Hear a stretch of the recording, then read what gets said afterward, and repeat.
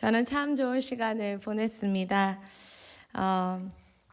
그리고 보내고 왔을 때 또 하나님께서 믿음의 가정들을 세워주셨다는 여러 이야기들과 소식들을 들으면서 참 기뻤습니다. 제 영혼과 육체도 좋은 쉼을 누리고 좋은 책도 보고 영육이 행복한 시간이었고, 또 돌아와서 오랜 각 가정의 기도들이 응답되어 예배가 세워지고 또 영적인 문화들이 구축되었다는 이야기를 들으면서 참 하나님께서 하시는구나 하는 기쁨을 누렸습니다. 최근 저는 어제 김지연 약사님을 비롯해서 이해실 사모님과 무척 스스로 어색해 하시는 간증들을 들으면서 그 두 분 모두 저희 교회에서 간증이라는 것은 처음 해보셨다며 굉장히 어색해 하시는 그 모습과 또 그 간증들을 들으면서 저희 교회에게 주시는 하나님의 응원의 메시지로 들렸습니다. 김지연 약사님은 정말 CTS나 또 새롭게 하소서 등의 요청이 왔을 때도 간증은 자기가 할 몫이 아니라 생각하고 거절했는데, 그리고 아직은 자녀 얘기가 자신과 또 자녀들에게 들려질 것이 감당하기 힘들어서 이렇게 영상으로 올려질 것을 좀 이렇게 말았으면 부탁을 하셔서 올리지는 못하지만, 하나님께서 저희 교회에게 기도와 말씀으로 자란 이들의 삶, 그리고 하나님의 역사하심을 보여주는 저희 교회를 향한 응원의 메시지로 저는 보였습니다. 가정에서, 교회에서 자의든 타의든 기도와 말씀으로 그 삶이 자라질 때, 성장할 때 세상에서 교육을 받지 못하시던 하나님께서 얼마나 멋있게 역사하시고 기뻐 사용하시는 교회를 깨우는 하나님의 도구가 되는지 보여주시는 것을 보았습니다.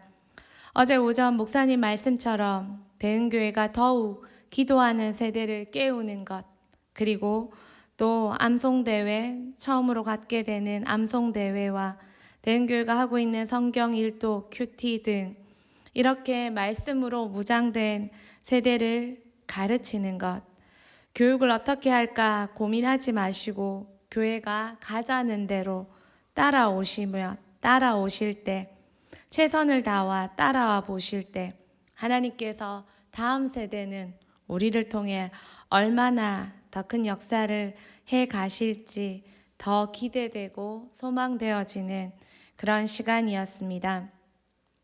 지난번에 오셨던 전영순 권사님, 그 다 장성한 자녀들이 결혼을 했는데도 부모님을 존경하고 잠시라도 같이 살면서 인생을 배우고 싶다고 부모님과 함께하는 삶을, 같이 사는 삶을 선택했던 모습들과, 이해실 사모님의 자녀들이 부모님과 어머님과 동역하기를 기뻐하며 큰딸은 하버드 나와서 글을 쓰면서 어머니의 사역을 극본으로 만들어주고, 둘째 딸은 피바디 음대를 나와서 어머니의 모든 사역을 음악으로 더딥혀주며 자녀들과 동역하며 사모님의 다음 세대 사역들, 대안학교와 또 여러 가지 캠프들을 딸들의 도움을 입어서 하고 계시다는 그 고백들과, 김지연 약사님의 큰딸이 학교에서 가장 존경하는 인물을 적으라는 그 칸에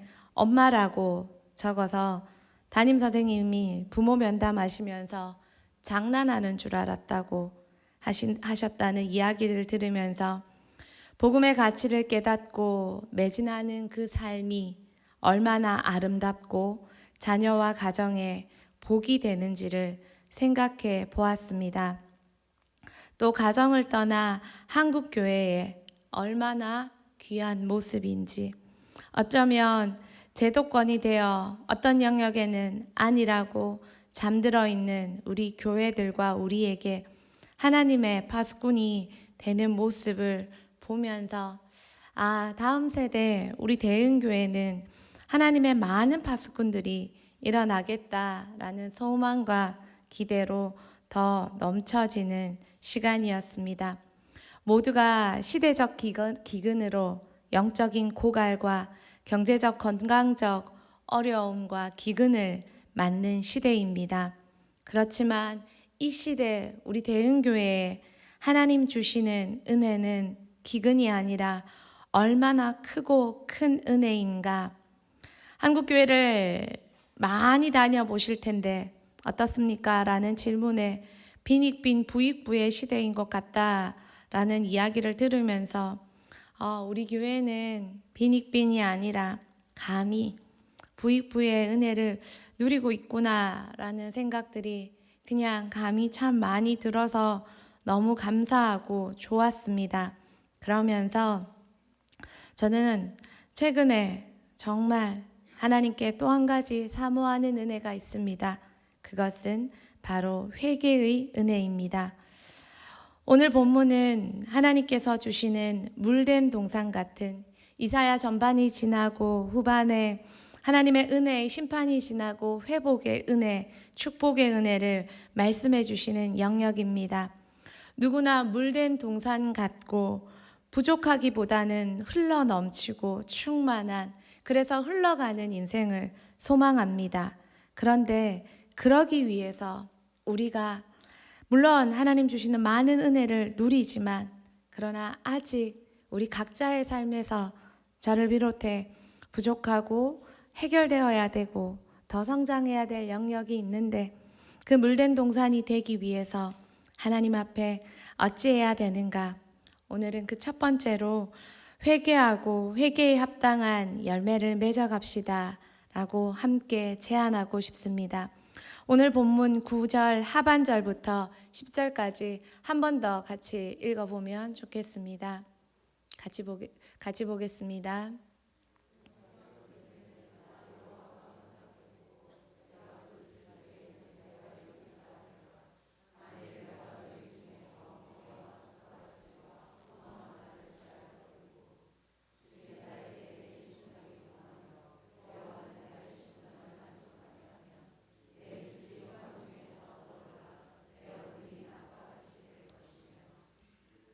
아멘.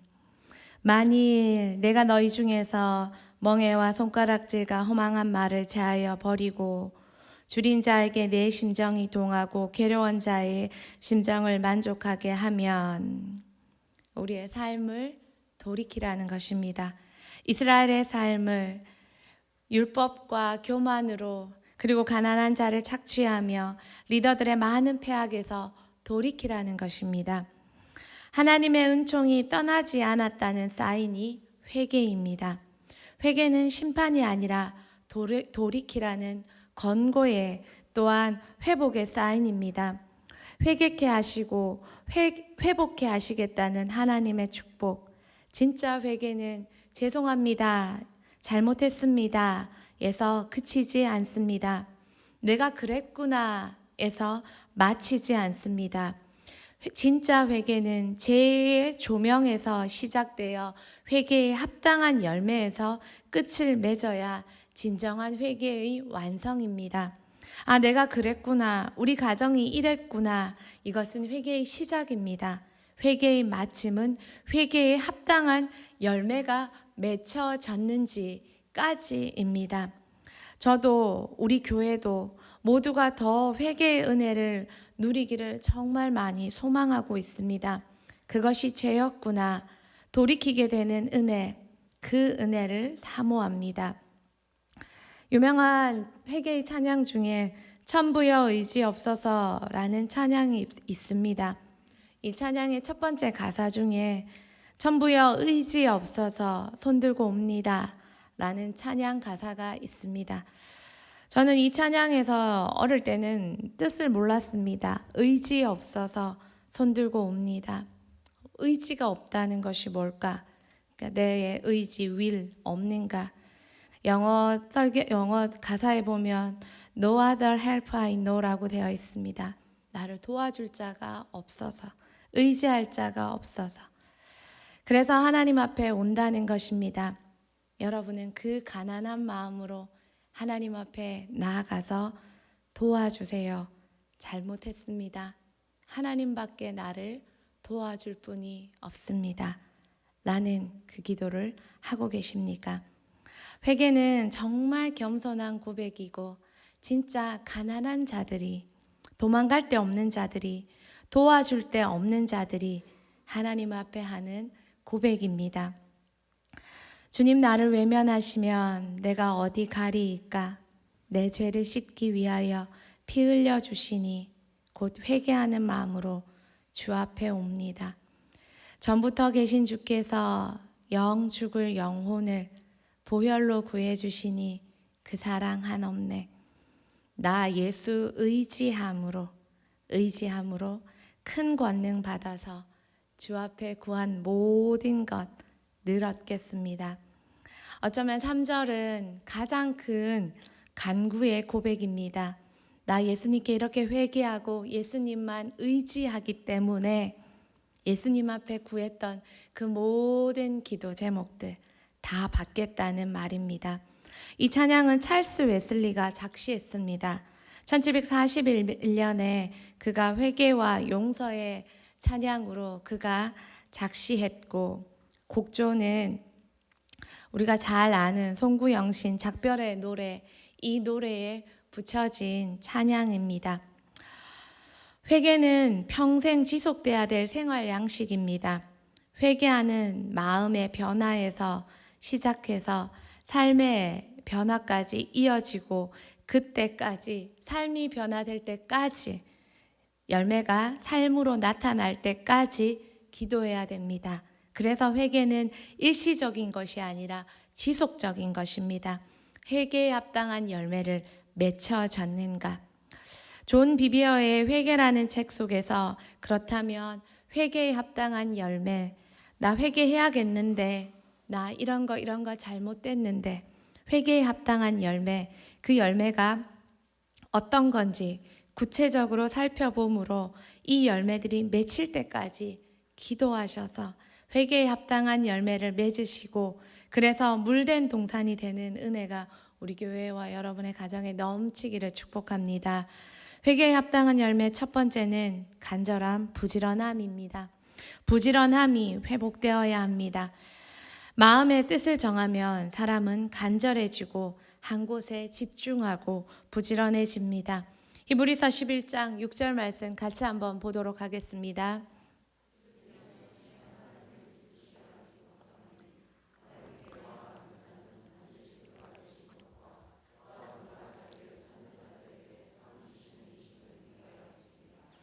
회개하고 하나님께 돌이키는 사람은 하나님께 집중하고 하나님께 부지런해집니다. 하나님의 상을 받기 위해 하나님의 상을 바라보고, 회개로 돌이킨 자는 하나님의 상을 추구하며 여기까지 부지런히 나아가야 합니다. 우리의 부지런함, 무엇에 대한 부지런함입니까? 모든 사람이 세상 어느 때보다 정말 열심히 살고 있습니다. 여러분, 유튜브 어떤 영상 즐겨보십니까? 조금 고상한 분들은 동기유발, 자기관리, 자기개발 영상을 굉장히 많이 보십니다. 자기개발, 자기관리 영상에 먹는 거, 입는 거, 어학, 독서, 이거는 기본입니다. 단 1초를 아끼기 위해 얼마나 많이 노력해야 하고, 그 방법들을 우리에게 정말 많이 소개해 줍니다. 그리고 재테크 방법까지 말입니다. 부지런하게 사십니다. 세상은 정말 부지런하게 삽니다. 한자리 하신다는 분 치고 부지런하지 않는 분이 아무도 없습니다. 그런데 우리도 부지런한데 무엇에 대한 부지런함이십니까? 무엇에 대한 자기 개발입니까? 여러분은 무엇에 집중하며 열심히 살고 계십니까? 부지런하게 살고 계십니까? 우리의 부지런함, 상 주시는 이심을 바라보는 그 집중에 대한 부지런함입니까? 회개는 목표가 바뀌어야 합니다. 하나님에 대한 상 주시는 이심을 바라보는 부지런함으로 바뀌어야 합니다. 두 번째입니다. 자신이 깨끗해 됨을 아는 것이 회개에 합당한 열매의 두 번째입니다. 회개는 우리를 자유함을 누리게 해줍니다. 우리 자신이 늘 죄에 눌려있는 죄책감의 속박에서 벗어나 우리 자신이 이제 자유해졌고 깨끗하게 되었다는 걸 알고 믿게 해줍니다. 우리가 회개하고 나서도 아직도 그래도 하고 죄책감에 놓여 있다면 아직까지 우리는 회개에 합당한 열매를 맺지 못하고 머물러 있는 것입니다. 회개는 우리를 그 죄에서, 과거의 나의 실수에서 예수님의 보혈로 온전하게 회복되었다는 것, 이전 것이 지나갔다는 것, 과거와의 단절이 되었다는 것을 깨닫게 해주고 알게 해주고 믿게 해줍니다. 우리는 예수님의 보혈로 이미 목욕된 자이기 때문에, 깨끗게 된 자이기 때문에 예수님은 우리의 발만 씻겨주시는 것입니다. 지금도 아직도 나의 회개가 발만 씻은 것 같아서, 죄는 너무 큰데 손만 씻은 것 같아서 영 찝찝하다면 우리는 회개의 진짜 의미를 다시 한번 깨닫고 거기까지 나아가야 합니다. 예수님의 십자가로 우리는 이미 모든 삶이 깨끗하게 되어진, 목욕되어진 깨끗한 자들이기에 우리의 회개는 손 씻고 발 씻고에서 머무르는 것입니다. 그 손 씻고 발 씻을 때 목욕된 자로서 회복되었다는 그 깨끗함을 여러분은 알고 느끼고 계십니까? 세 번째입니다. 회개에 합당한 열매는 경외함의 회복입니다. 고린도후서 잠언 말씀 연달아 같이 보도록 하겠습니다.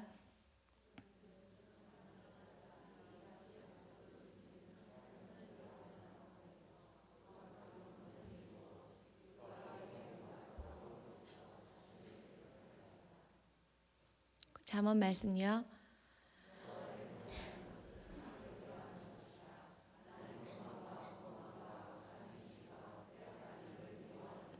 아멘.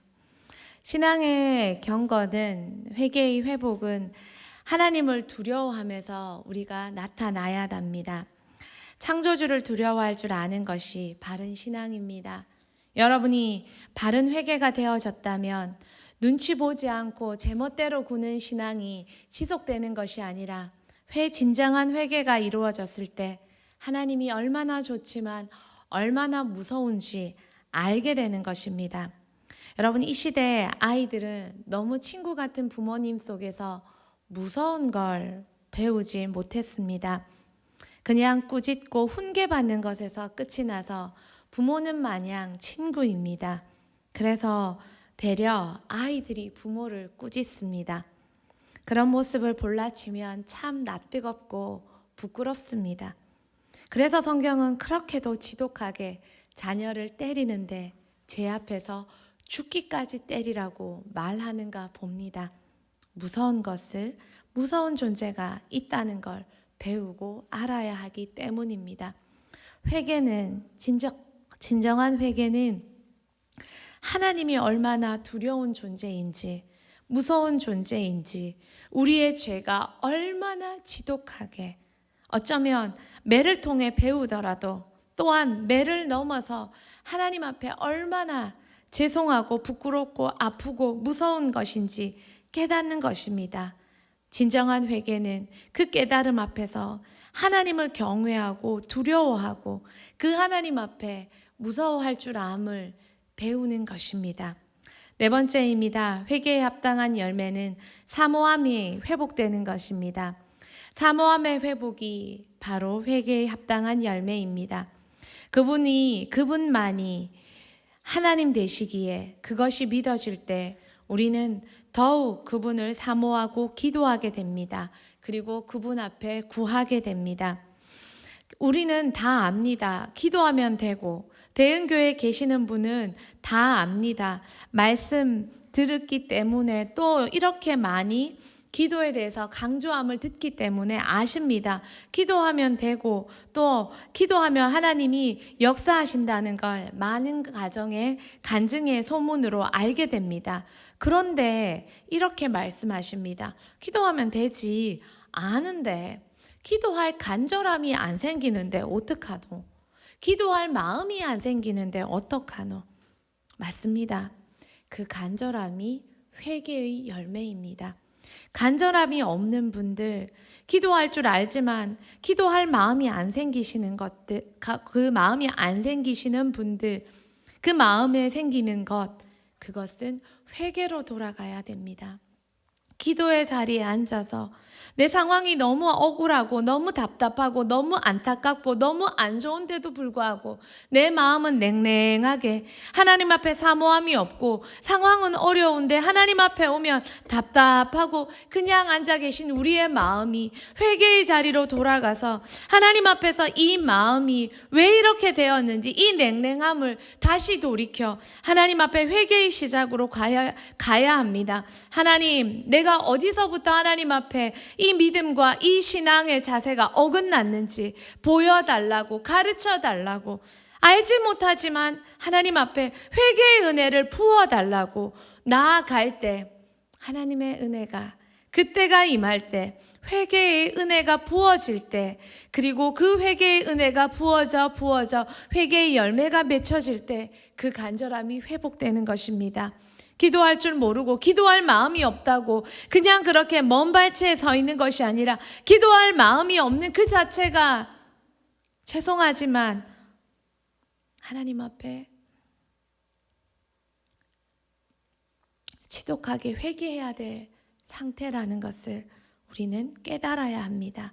그리고 많은 어려움이 있지만 또한 그 어려움 앞에 기도하고 구하고 있는 이 상황이, 그런 분들 계시다면 얼마나 은혜의 상황인 줄 힘들더라도 우리는 깨달아야 합니다. 회개에 합당한 열매는 사모함의 회복입니다. 6번째로 회개에 합당한 열매는 열심을 다해 살게 되는 것입니다. 열심의 반대는 나태입니다. 삶의 모든 순간, 앞서 첫 번째 부지런함이 목적에 대한 부지런함, 목적의 전환이라면 지금 이 6번째 열심을 다해 사는 것은 방법에 대한 삶의 태도입니다. 열심의 반대는 나태이고 게으름입니다. 믿음이 없는 삶, 사명이 없는 삶의 모습입니다. 여러분, 하나님 앞에 열심히 사는 삶, 어제 강사님들을 비롯하여 우리 대흥교회에 계시는 많은 영혼 사역자분들 얼마나 멋있고 아름답습니까? 귀하십니까? 그러나 이거는 누구나 가진 모습은 아닙니다. 회개하고 회복된 삶의 모습입니다. 목사님을 비롯하여 정말 열심히 사시지요. 정말 부지런히 사시지요. 하나님 앞에 회개되어지고 열매 맺혀질 때 그런 삶을 나이에 상관없이 하루 종일 TV 보는 삶이 아니라, 홈쇼핑하며 사는 삶이 아니라, 그렇게 서치하며 그렇게 별 필요 없는 자료들을, 정보들을 찾는 인생이 아니라 하나님 앞에 사명으로 열심히 사는 삶, 그래서 나이가 들어도 늙지 않는 삶, 안주하지 않는 삶, 그 아름다운 삶을 살아보고 싶지 않으십니까? 제가 제목이 되게 매력적이어서 일반 서적은 그렇게 많이 읽는 편은 아닌데, 아이고 시간이 많이 갔네요. 책 한 권을 샀습니다. 그 책 제목이 나이 드는 여자 그러나 늙지 않는 여자라는 제목이었습니다.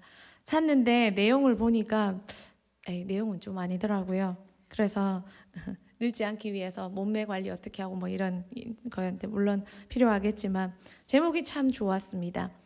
예수 안에서 늙지 않는 삶, 안주하지 않는 삶, 멋있게 복음으로 사명으로 달려가는 삶, 자녀들과 후손들에게 바라봄의 대상이 되는 삶 되고 싶지 않으십니까?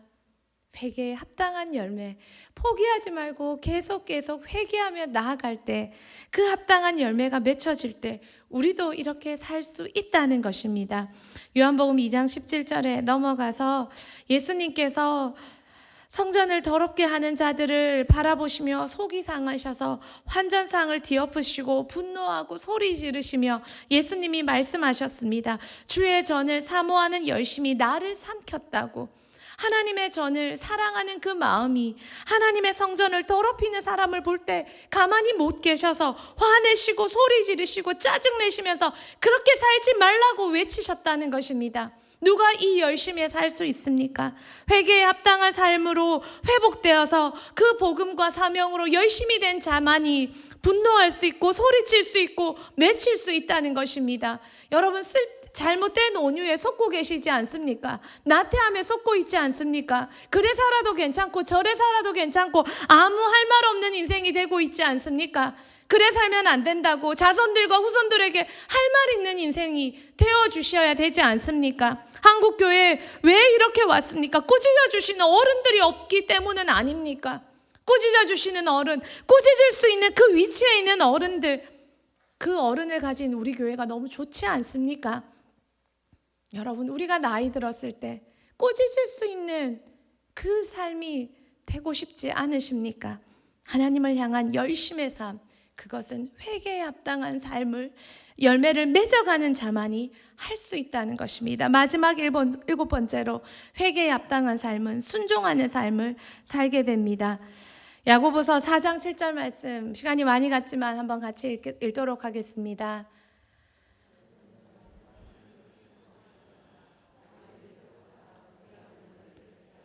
사단에게 이기는 자, 그것은 회개로 순종의 삶을 살게 되는 자입니다. 하나님께 복종할 때 사단을 쉽게 이길 수 있습니다. 사단에게 이기는 것은 예수라고 예수 이름이라고 외치지만 왜 우리가 외치는 예수 이름이라는 선포에는 능력이 없습니까? 우리의 삶이 경건하고 순종과 겸손으로 하나님 앞에 순복한 삶이 되어질 때 사도 바울의 예수라는 이름 앞에 귀신이 떠나고 또한 그들의 삶이 능력의 삶으로 나타났던 것처럼 우리가 이 회개를 지속하여 회개에 합당한 삶으로 순종의 삶이 되어질 때 우리가 외치는 예수의 이름에도 능력이 나타나서 그 능력으로 많은 이들을 옳은 대로 돌아오게 할 수 있는 삶이 된다는 것입니다. 이왕 믿는 예수, 능력 있는 예수, 그 예수의 삶을 우리 함께 살지 않으시겠습니까? 말씀을 정리합니다. 물된 동산 같은 심령 필요합니다. 흘러내리는 삶, 충만한 삶, 그 삶이 되기 위해 첫 번째 제시, 회개합시다 말씀드렸습니다. 그리고 그 회개에 합당한 열매를 맺을 때까지 7가지 열매를 맺을 때까지 회개되어져서 우리의 삶이 물된 동산 같겠고 물된 동산이 흘러내려 우리의 모든 영지 내에 모두가 풍성한 부요한 충만한 가득한 넉넉한 그런 인생, 그런 가정, 그런 목장, 그런 교회 되고 우리의 물된 동산 같은 이 넉넉함이 한국교회를 적시는 그 모든 역사가 통일한국을 넘어 열방을 적시는 역사가 나타나기를 소망합니다. 같이 찬양하겠습니다.